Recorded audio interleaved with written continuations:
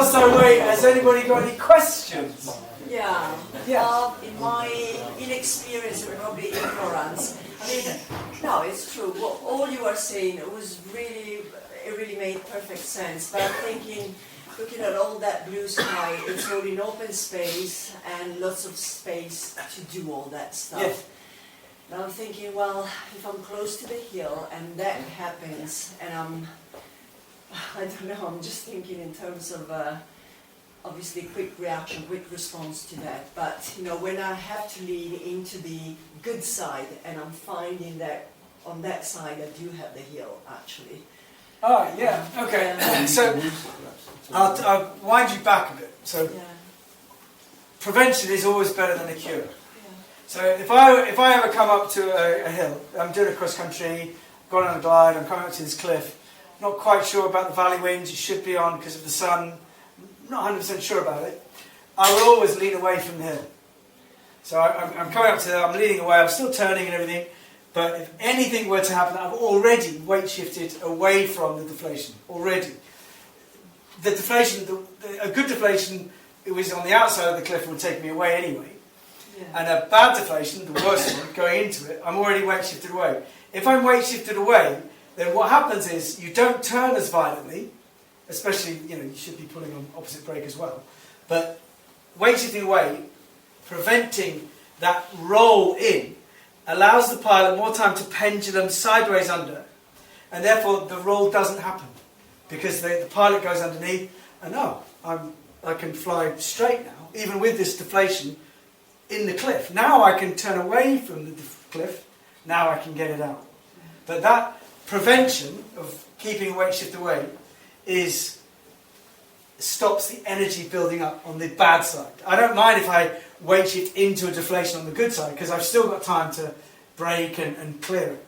But what I don't want to do is deflate, whoa, and in that 90-degree drop-in, be facing a hill, because I've now got to either 360 away from the hill, which could put me into it, or risk sort of stalling it and turning away from the hill like that. So prevention is better. But what you're saying is, if you were to have a deflation really close to the hill, which is it's the most common cause of serious accident. Pilot flying along, getting a bit complacent, poof, and not quick enough, and they've hit the hill already. That's what I mean about if you're to take anything away from this talk, that is just smash it on. If it turns you, stop it turning you, because that's not what you wanted. You want to keep going straight. It's now turning you, stop that. And then when the pendulum occurs, you go underneath. Now you buy your time, your brakes go up a little bit, you've got less pull. Now you can either turn away and deal with the collapse or whatever, but you've got to be fast to react. And that's what it's about. Reaction speed. Does that answer your question? Yeah. But we can't teach SRE next to a cliff. Make it more real. Then they'll definitely break the dive. Any other questions from the earlier session? I asked you about the risers and the brakes. Yep. So Alan said, what about pulling risers instead of the brakes? Well, it's whatever you've got in your hands. And Russ said a really good thing. You know, we had a lot of accidents in the worlds, and but this is different because two-liners are going on the rear risers and the brakes, you see. Depending on the dynamics of the speed bar, which one, whether they're travelling at speed or is which one they're using.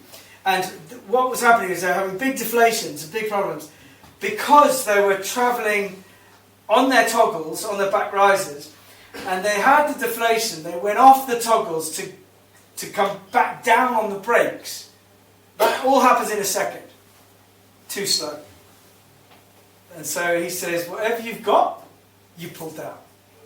So to stop this turn, to allow yourself to come underneath, now I can get off the risers, now I can get on the brakes, now I can deal with it. Do you see what I mean? It's like whatever happens, you pull it down. And it stops that energy, it stops that build-up. But that's for two lines. But if you're pulling on a brake and it's not working, pull on a back riser, that'll work, which is, you'll see in a minute. Okay, cravats. Ooh la la. How many people have had a cravat? Loads, yeah. A room full of them. So, classic, the tips are forwards, look, the pilot releases, not giving enough time for that left tip to fill. That one is in, that one is in. So he pumps it out, it dives. So now he's got the left out, he's got to get the right out. It's not coming out. Keep heading towards the landing. So now you think he's got control now, the pilot's swung underneath, there's no energy involved. So think of your heading, think of where you need to be. Now sort the cravat out again. So now he's doing an asymmetric tuck to pass the cravat, to take the pressure off the cravat. And then he lets that deflation come out, and the cravat gets less, you see. And now he does it again, and it comes out. So that's another technique. And it's about, you're a pilot of an aircraft, you've got options. And it's about going through your options in a way that's correct for the problem you're dealing with. So this is what this age thing, people just do the same thing. So, well, that's not working, do something different. And so with the cravat is a good highlight of that. And what we're saying is, yeah, you've got a cravat, yeah, okay, forget the cause of it. Is it pulling me? Yes, stop it pulling me, because if it pulls me too much, then it could go nose down, it could get very fast, I could black out, I don't want that, I lose a lot of height because it's nose down, so I need to stop it. So opposite weight shift, opposite brake, stop that rotation. Get the pilot from this attitude to this attitude.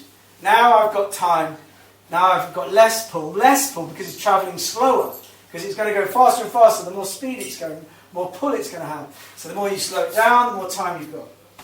Now, during that recovery phase is when the glider is swinging, penduluming outwards, climbing outwards.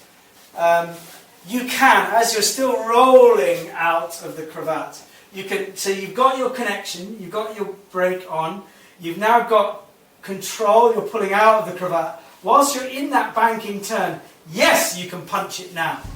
You don't have to get course, straight, oh yeah, now correct. You don't have to do that. You can do it whilst you're banking, because that has more authority, because you're banking. You know, when you're turning and you feel yourself being pushed, centrifugal force, more weight, there's more air going in. You've added half your body weight to the wing.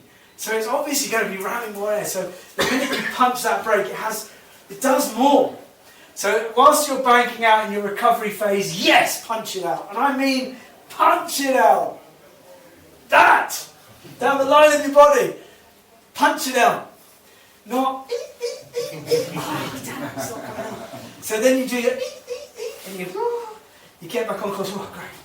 I've got opposite weight shift, loads of opposite weight shift, with as a little brake as you can get away with, okay? Because you don't want loads of brake, because you, see, okay, now you've got it in check. That means it's not going in all the time, but it's got a slight pull, yeah?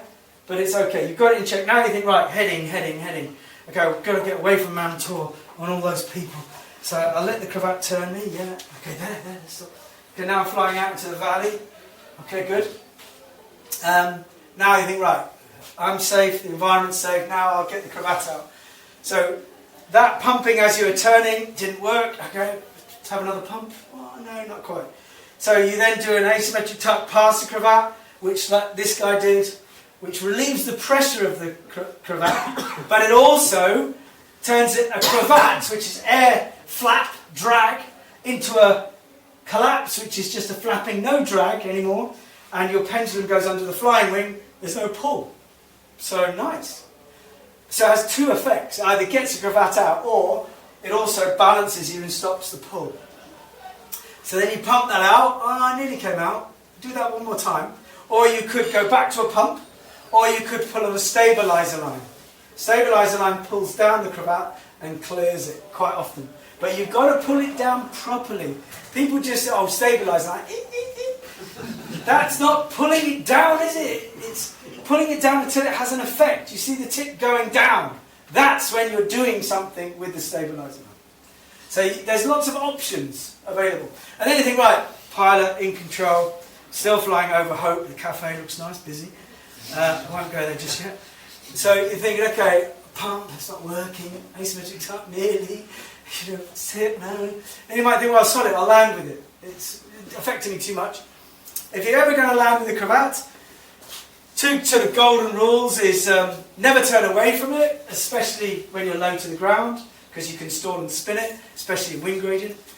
You give yourself a wider range to come into land, and you let the cravat side turn you. So if it's pulling you, you just let the cravat side turn you onto your approach, and then it's back to coming in, flaring as normal, and you'll be fine. The cravat will come out when you flared, because you pull properly down on the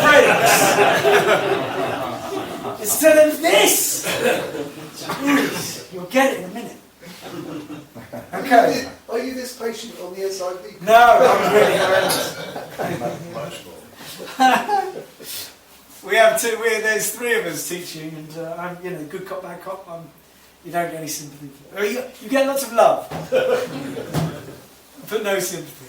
So this is a tail slide. Now, what we're showing you is. Hold it on.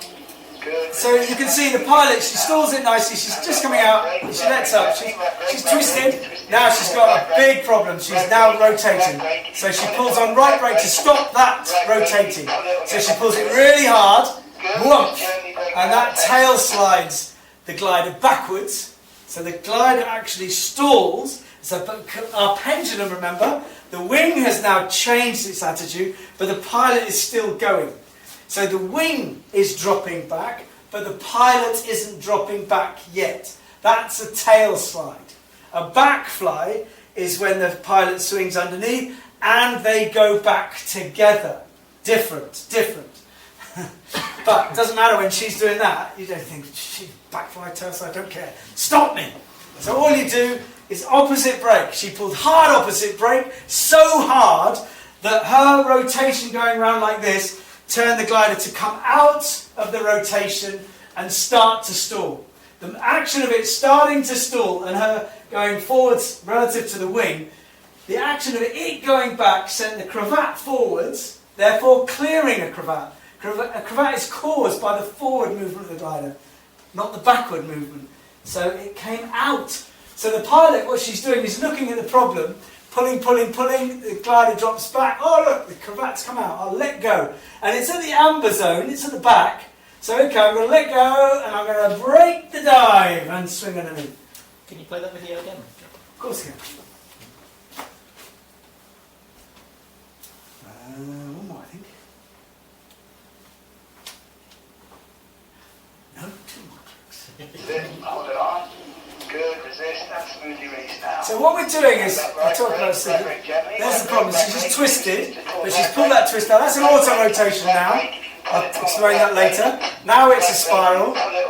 So now she's got to pull it, so she pulls it really hard, it goes backwards, clears the cravat. Bam! That's a tail slide. That's an aggressive get out problem. Poof! So she could, what we're now teaching is, pull it as hard as you like. If it starts to stall and it's tail sliding and you see it coming out, then yes, you have still got the option to release, break the dive and fly away. If it isn't quite coming out but it's getting less, or you've gone too far back, remember the red zone and the other zone, you then hold it on into a backfly. Now, that's what we're trying to teach you now. A backfly is a progression from a stall, but I'll explain that later. So here's an example. Release it. Break the curve gently. So now he's got the cravat look. Get that cravat down. So there he's gently getting underneath. He's keeping on the turn whilst pumping, which is good. That's fine, you can do that if you've got the altitude and space. It's using the turn to have more authority on punching it. So don't think, oh no, I've got to get it straight. You don't have to. If you've got space and you're safe, then use that. All right with cravats?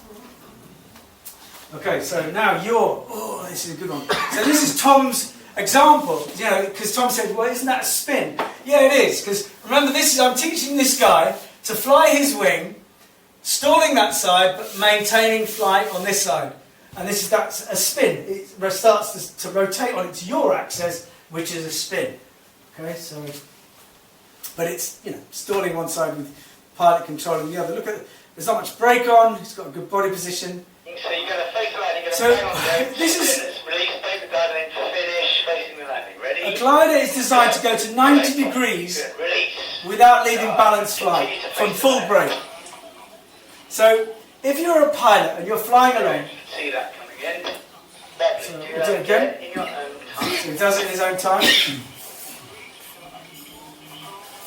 Spins, releases, uses that dive to turn right and keep going back to the heading he was on. That's what we're teaching.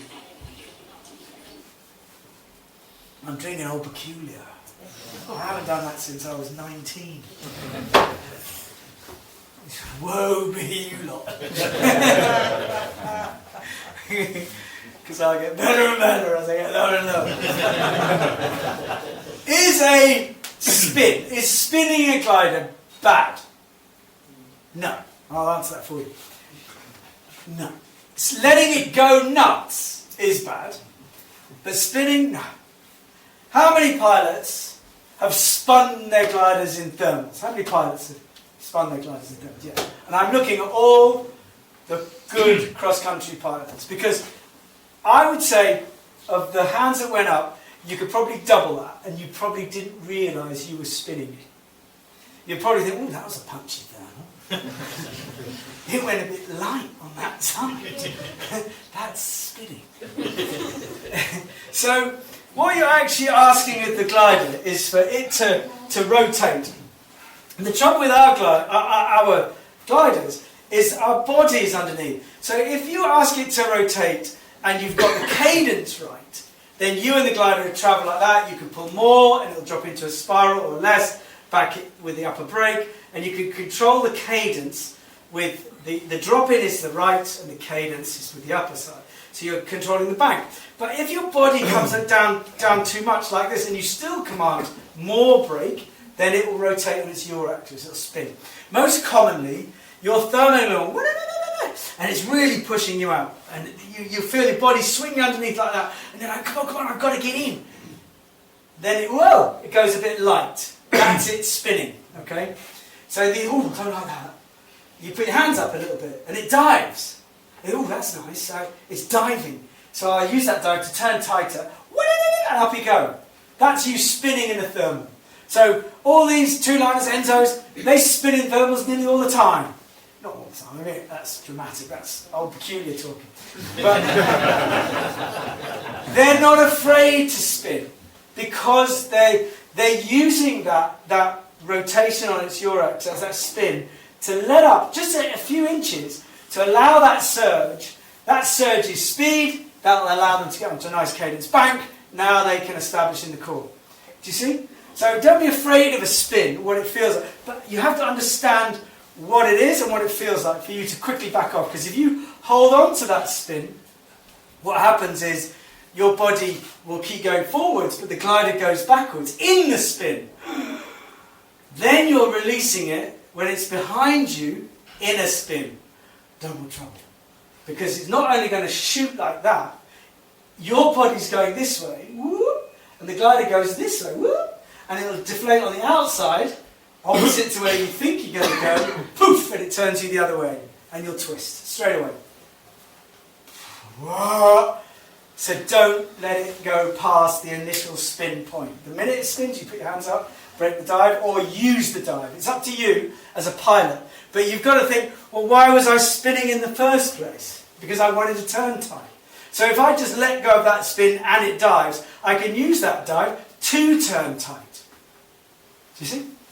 And if I was flying along at Bradwell Edge and I see a guy coming along, I know that I can, even with neutral weight shift, go bush, huh? That way, huh?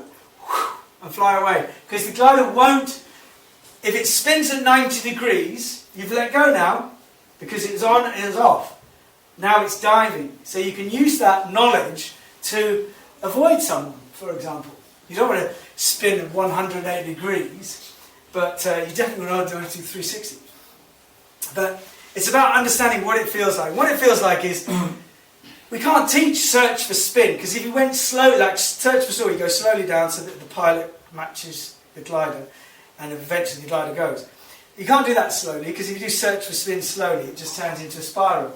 So we have to go bang and push it right on, so that suddenly The glider stalls that side. Okay, I've lost feeling on this side, and I've lost brake pressure. Boom, bang, bang. And that's okay, that's spinning. So up it goes. It then surges forwards to recover to balanced flight. Do you use that dive to turn, or do you just recover? It's up to you, but get it out. Don't maintain the spin. We have a horrible, when we're teaching this, we have a horrible moment. If the pilots, and believe me, they are often asleep. So they'll go like this, and, they start to spin, and it's like, release, release, release, release. But it goes behind them. And it's, oh no, he really shouldn't release now. Because he's going to be in serious shit. So we have to actually say, we've gone release, release, release. And now we say, hold it, hold it. They're like, what? But you said release, but you didn't release, did you? Well, no, they're holding it. And what we're doing is we're saying, right, it's gone behind them, so hold it, hold it. And because what you're now doing is the rotation of pendulum sends the glider backwards and forwards as you're coming backwards. Woo! So it's now in front, but rotating. Because you're holding it, it's rotating, but it's nose down now. It's nose down. So it's gone into a full 360. What the French is a lovely word, amplitude maximum. They go spin, behind, in front, in one rotation. So as an SIV instructor, you've got to go, okay, he hasn't let go. Okay, hold it, hold it, hold it. Okay, it's gone behind, hold it, hold it, hold it. It's in front now. Release, release, release! Now that's, remember that, there's wedges of cheese, the Trivial Pursuit cheeses?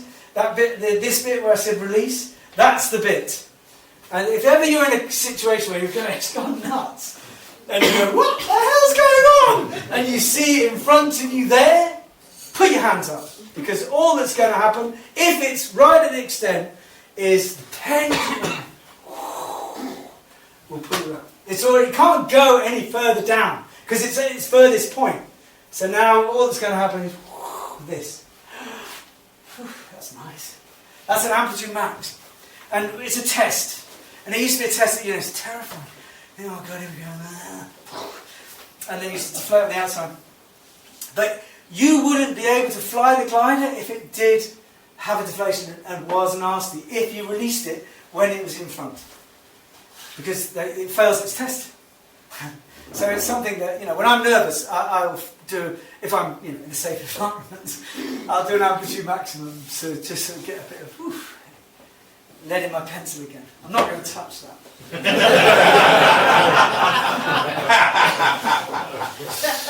Right. Off script. So, what's happened to this guy? Let's have a look. He's going to the spin, nice. Releases it in front. Continues the same way. Look at that outside deflation.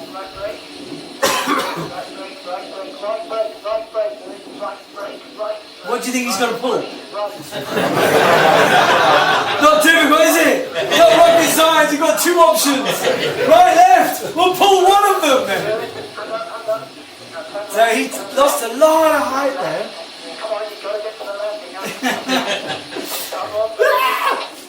So, what's interesting about this manoeuvre is it's showing you that acceleration. Yes, he released when it was in front, that's fine. But you still got to have connection with the wing to stop the outside deflation coming in. Because you have what's called secondary deflations. It's the upper. So you're turning this way very violently, and the upper side, the upper wing, deflates. That then, there you've got that deflation occurring, and the pendulum to aggravate the energy, accelerate the energy. So you've got to stop that turn. So that's why at the end of the last section I said if it ever pulls you, you stop that pull without a second of pause. So you can't let the outside tuck change you. So we'll just play that again. So he does a spin, he's a bit late on releasing, but it's okay. So here we go. Watch his harness. So he spins. It's in front. He should keep going right. Keep going right. But it pulls him left. So now he's got to go back on the right brake. So he's thinking, hang on, I was spinning right. So he now needs to put on the right brake to slow down. Now his body's going underneath. Come on, he's slowing down. Now his body goes under. Now he's in control.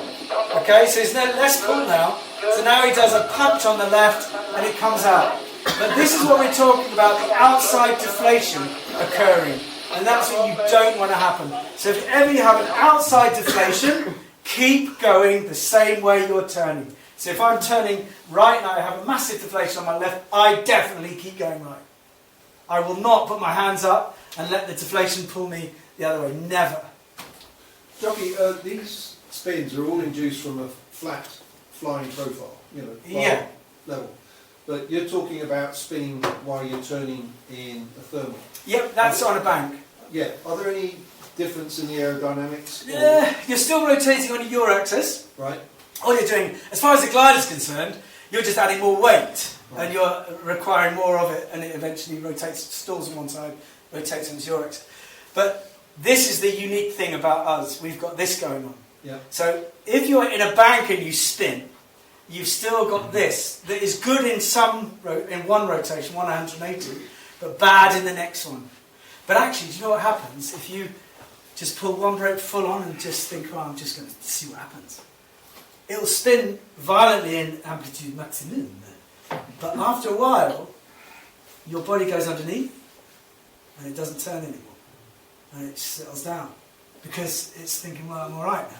I'm underneath the wing that's flying. It actually goes really quiet, and then the pilot can release, and it's all right. All about this pendulum slowing it down. It's only the first 1-2 rotations with energy and rotation. After that, it actually slows down. So it just goes into a stall on that side. Goes into a stable saw, yeah. So quite often, you know, when you're teaching people, they want to learn, they want to throw a reserve in an auto rotation or anything like that, which is quite hard.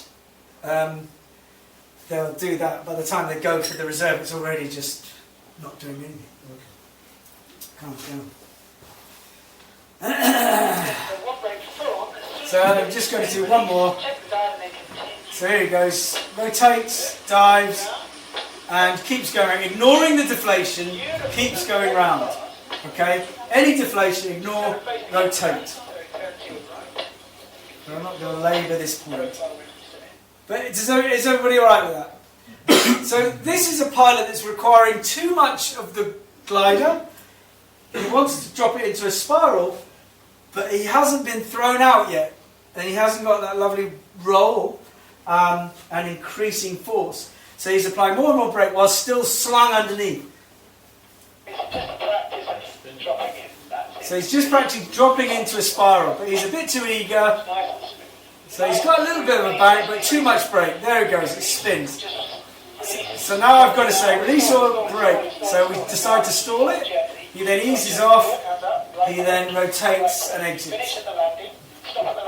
So there you see, you know, you've got a choice. That's why we say, you know, if it's behind you, okay, you can stall it, come underneath and fly it away, no problem.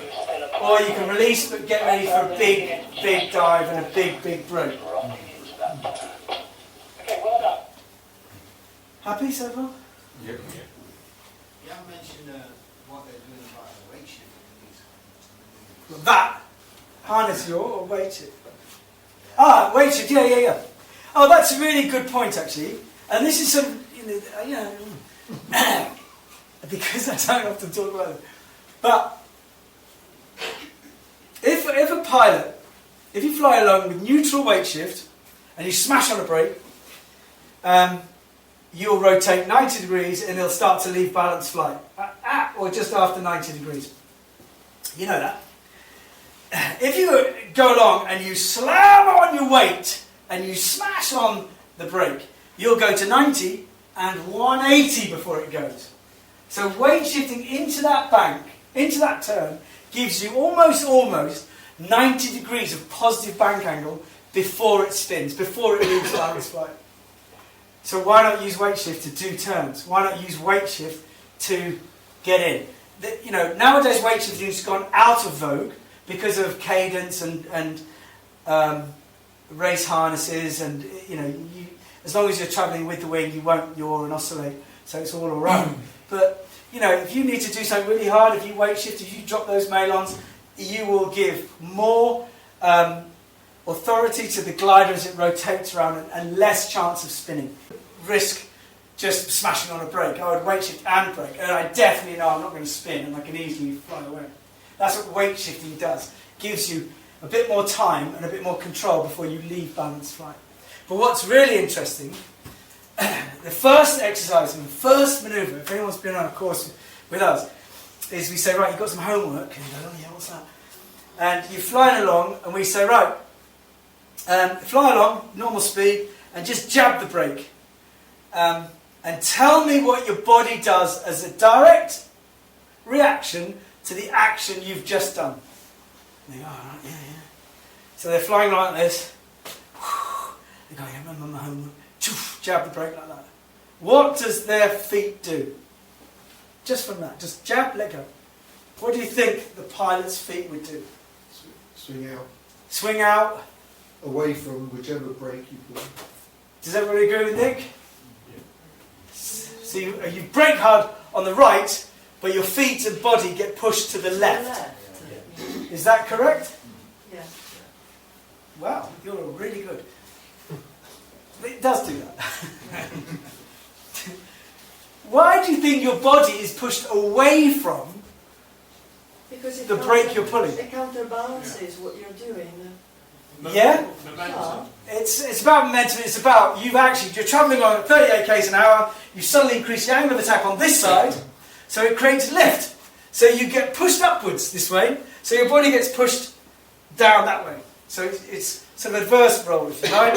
So it's poof, and you get pushed. So momentarily, from applying brake, you want to go right. So if you smashed on the brake, if I flew along with a pod like that and I smashed on the brake, the first action of me smashing on the brake will send me sort of 45 degrees away from where I want to turn. Bearing in mind, weight shifting into the turn stops me spinning. I'm now weight shifting away from the turn, or yawing away from the turn I want to do. So if I suddenly, oh my God, smash on the brake, my body goes like that, and the glider then spins at 90, but I'm already miles away, and it then spins and drops 180, and I'm already facing backwards as it's diving. So if ever you need to manoeuvre quickly, you sit up and you weight shift and you go with the glider. But obviously, if you're in a perfectly cadenced thermally, you and the glider are travelling well, then you don't have to worry about that. But we're talking SIV, we're talking an emergency here. And what you teach is basically, if ever you have a problem, you sit up and you go with the wing, okay? So obviously you weight shift away from the problem if you can, but if it's already that dynamic that it's dropping in, you'll drop in with it and you'll then use your weight shift and brake to roll away from it. But what you don't do is stay pushing against the seat plate of your harness, because you're a dummy, you feel secure, because you're tight in the harness, and you start yawing all over the place. Okay, you sit up, you go with it. There is an argument for going with it and keeping all the lines tight on your harness. Yes, I agree with that. Not slopping around. But you must make sure that you sit up, weight shift away, deal with it. Be proactive with your body. Not just hanging back, doing this with your feet stuck out. Because your glider changes direction really quickly. And the more your feet are out, the less that change will occur, because it's slower. Like the ice skater. They'll go really slowly with their body out like this, but as they go tucked in, they go really fast. You want to go fast with the wing too, not stuck right out. Happy with that? So course change, twists, don't like. Not going to show you this one. Going full down. Go. Should we show you this one? Release. Release. Okay. Release. So Release. right, so now... Okay, stall it. So now it's fine, so we stall it, but he's twisted, look. Now slowly release. So now, Slowly he's gone twisted the other way, but he's fallen to one side. Okay, but the pilot is underneath the glider. The glider is not threatening, it's not going live, it's not flying at the ground. So he's locked in a spin with a twist. So we've got plenty of height, and it's like, okay, let's deal with this. If we lose height, we'll deal. He's not having high G, there's no high G. So now, he's kicking the twists out, okay? As he kicks the twist out, it gets less resistance, less friction, less twist. So the glider brakes come up slowly, slowly, slowly. And the glider gently goes into normal flight again. Whilst he's still slightly twisted, but it's all alright, look. So now, the pilot thinks, right, I've got to kick the twist out. To kick a twist out, you grab high above the twist, not close to the twist, because there's no leverage there. Plus your hands can get caught in the twist. So right away, up there, and you kick, and you take your feet out of your pod, and you really kick. Really exaggerate those kicks. Always checking the horizon. There you go.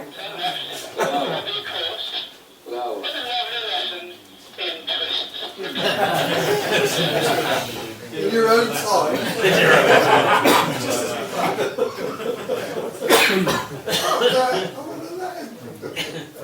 But I do say you can enter the beach and land. You have the rest of the flight on.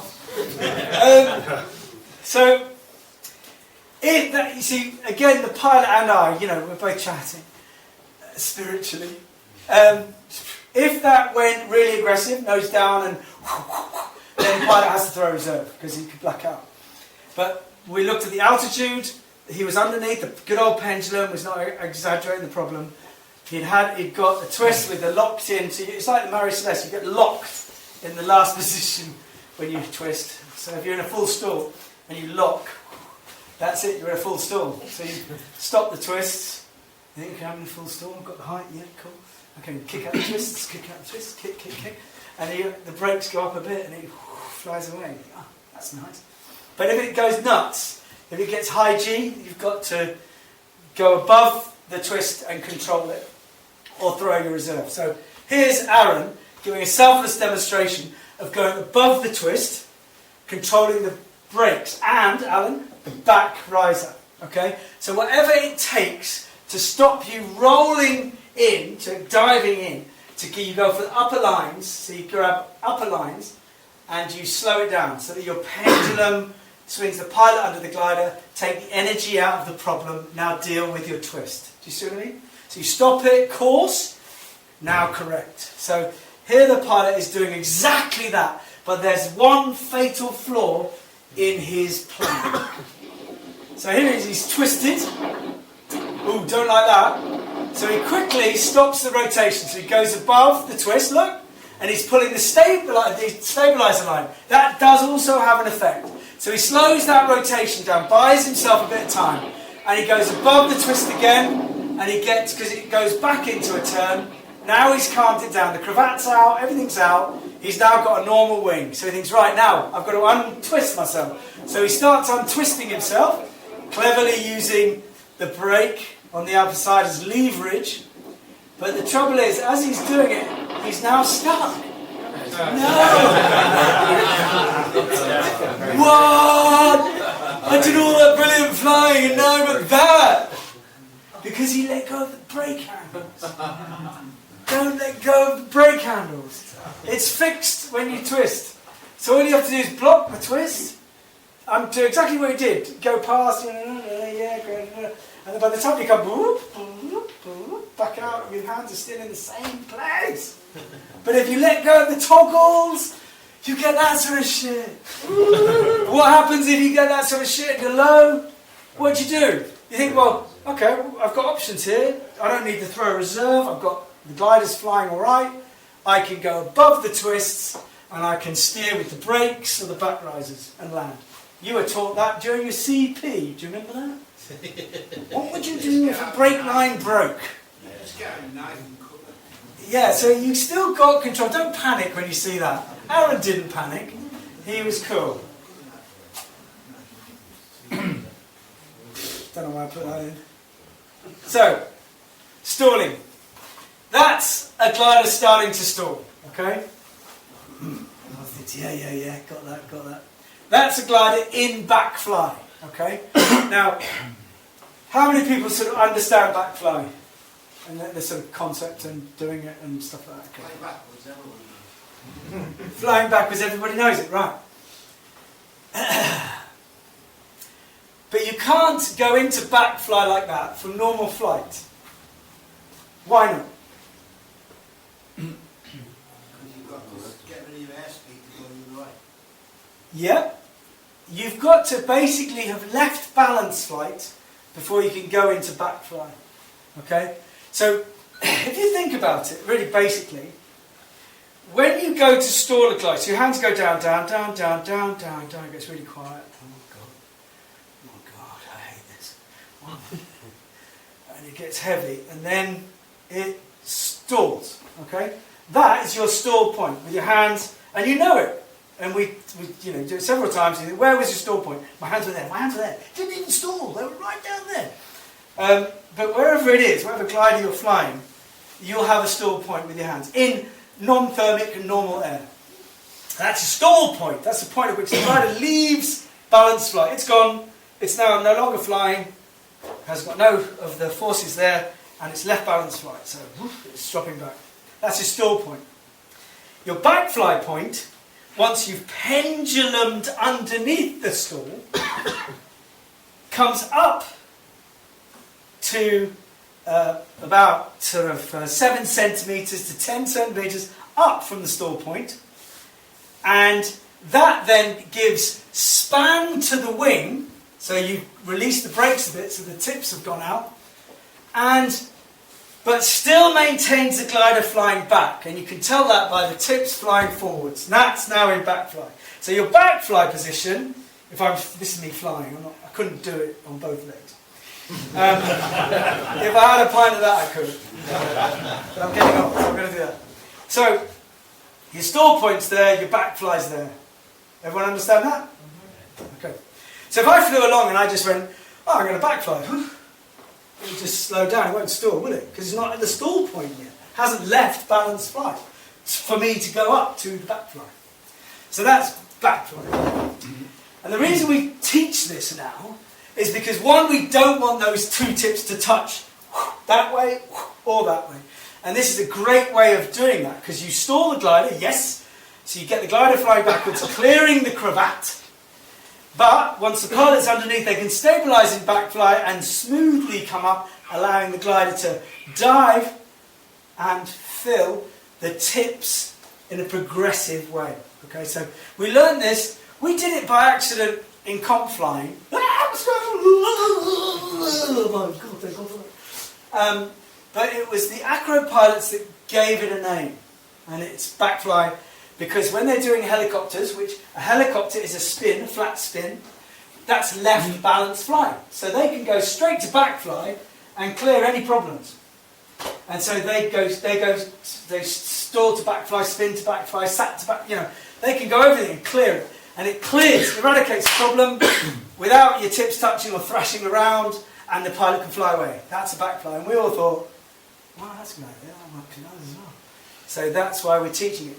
Not exposing the risk of the full stall sweeping back, but there is a risk, because what's happening is the pilot stalls it and then pulls their hands up a little bit as it swings underneath. That's the worst point, if you let go.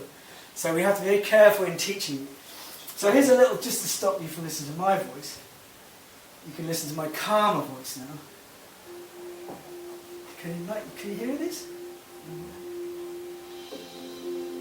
Is that the noise? Can you hear it in the back? It's a great recovery technique to clear cravats, and also makes it from spins, which could twist up the pilot. It's better than the full stall, as it retains the wing span and doesn't drop back into a horseshoe, which can encourage cravats and also twisting of the pilot. To do one, the pilot applies full brake to stall the wing.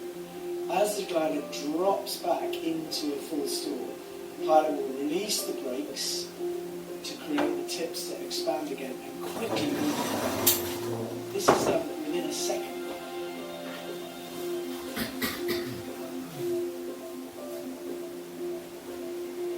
The brakes come back down to around where the carabiners are, but they're hovering at a point where the pilot wants the glider to continue coming back, but maintains brake control until they're completely underneath it. Now this hand position is around the nylons, but it hovers, and the pilot is concentrating on looking up, keeping the wing flying backwards and stable above their heads. And what you're looking for is to see the centre of the wing flying backwards and the two tips flying forwards. That's a characteristic recognition of a backfly. Once you're stably in that backfly, the pilot then releases the brake smoothly, allowing the tips to fill with air and dive to get balanced flight. But sometimes the tips, as you're releasing, can stay in because they're in front. In that case, just keep the glider flying, give the tip a nice healthy pump out with the brake. With two liners, we often teach the pilot to isolate the tip and pump hard, so hard that it almost stalls, but still fly the other wing. The goal of the pilot is to keep the glider dropping back as they pendulum underneath the wing and stabilise in the backfly. If there is too much time between the initial stall, release and reintroduction of brakes, then the glider can shoot and dive. If that happens, then it's important to break the dive and recover. It's also very important for the pilot to stay sat up and straight in your harness. Focus on the wing. Focus on it dropping back smoothly, maintaining its span until you are underneath it, and balance with your brake pressure, maintaining control and pressure throughout the maneuver. The two-stage stall to backfly is a great recovery technique, but with all advanced flying techniques, this takes piloting skill and practice. Well, once you've learned the muscle memory of the brake pressures and the timings, then it's a relatively easy maneuver to do. But again, it's all about practice, practice. You can go straight to the backfly position from a spin, for example, and that will clear the spin, go into stable backfly and allow the pilot time to ease up gently, clearing the tips and allowing the glider to dive and fly without going through the two-stage stall.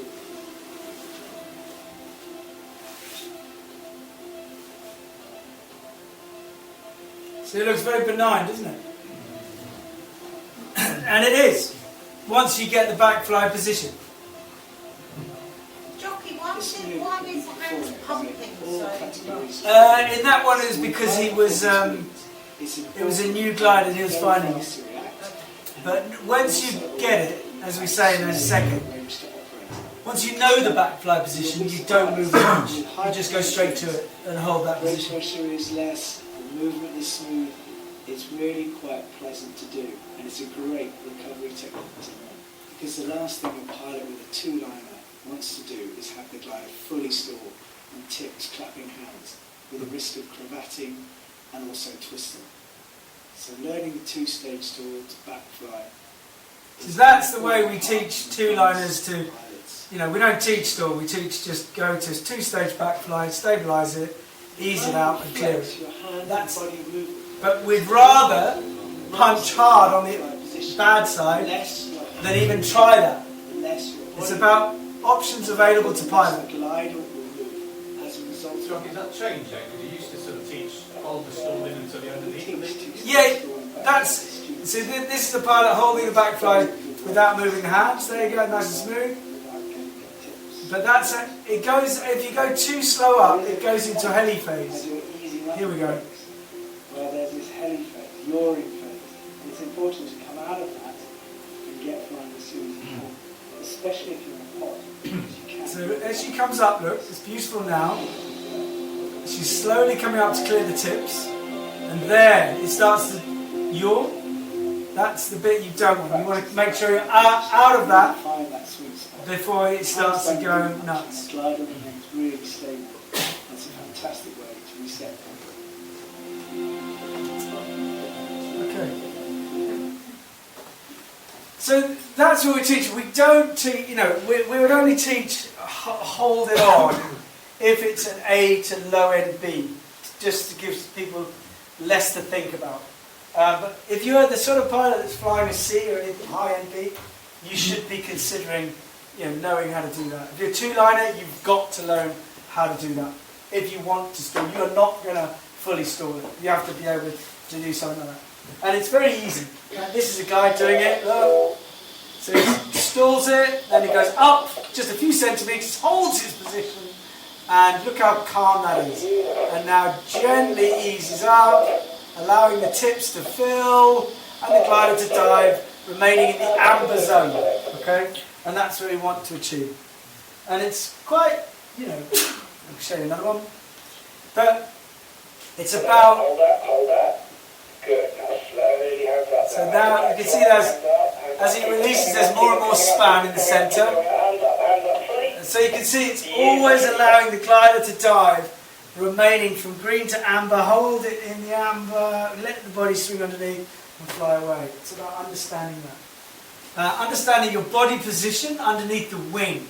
That's you under the wing. The wing is now going backwards, but you're not yet. You're still travelling forwards at 19 k's an hour. Your flying speed, the stall speed is 19 k's an hour, 20 k's an hour. So you've stopped it. So